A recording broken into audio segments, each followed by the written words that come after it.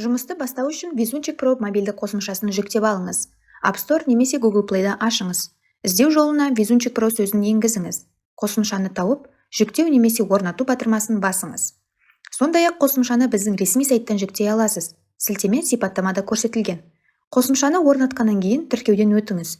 Ол үшін қосымшаны ашып, интерфейс тілін таңдаңыз.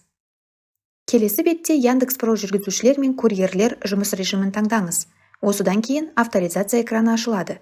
Бұл жерде тіркеуден өту қажет. Деректерді ретімен толтырыңыз. ЖСН және телефон нөміріңізді енгізіңіз.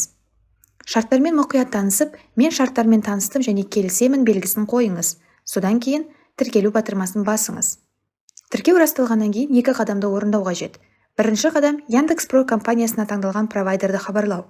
Ол үшін Яндекс.Про қосымшасынан Везунчик Pro провайдерін таңдаңыз, немесе қолдау қызметіне жазыңыз.